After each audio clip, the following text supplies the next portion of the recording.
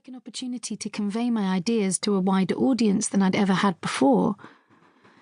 I was also excited to go beyond the bounds of my academic writing. After all, there's writing about elephants, and then there's writing about actually being an elephant. I know which I think is more fun, and if you can't guess, I'm trumpeting as I write this.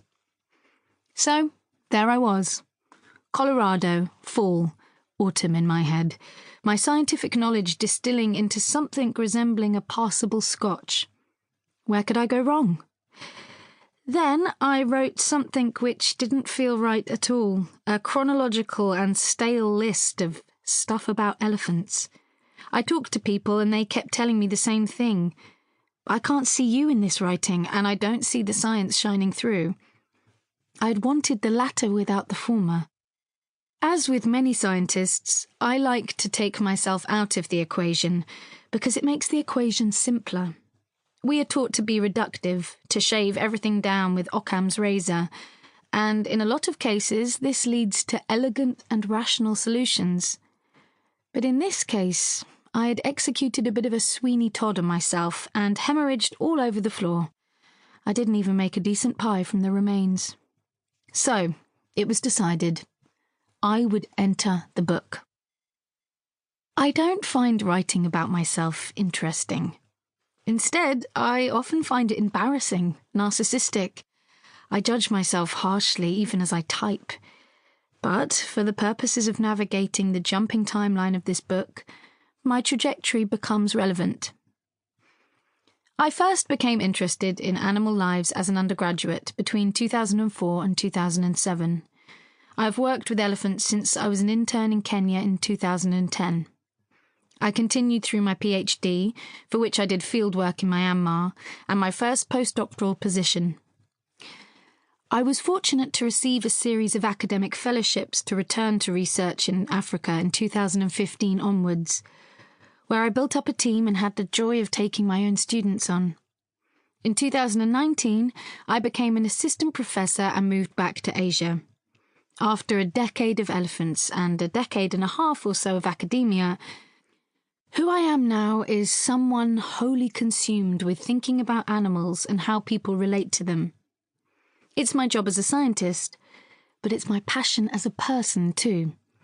In particular, I think about my favourite animals, the elephants, and the animals I have the most complicated relationship with, humans. I think about how elephants interact with each other, with the physical and biotic aspects of their environments, and with us. It's not just thinking, though. I watch elephants and ask people about them. I try to test what the elephants are doing and why, and sometimes I sit in a hide and hope something will happen beyond my legs going numb. I do all of this to the point that I completely lose my sense of whether steamy balls of elephant dung are appropriate for conversation over dinner. I'm going to tell you they're absolutely marvellous for me, but that for other people they might be best reserved for post-dinner drinks, particularly if anything spherical, brown or sticky is on the menu. I don't think we are very good judges of who we are, which is why I wish I could ask some elephants to introduce me. Unfortunately, I can't adequately put into words all of what they express.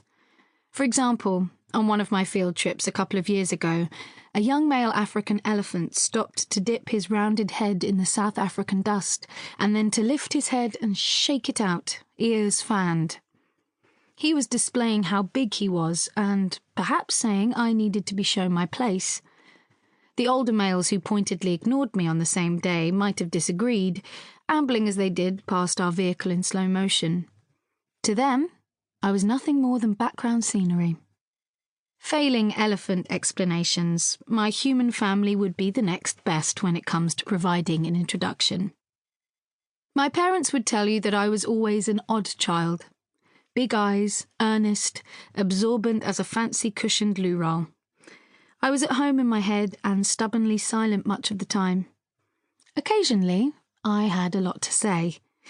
They'd tell you about me asking my dad to film me on a bulky camcorder because I wanted to make a documentary.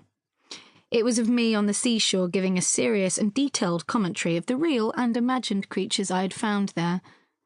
My parents would point to the flickering footage of that child prodding at the seaweed, and they would say...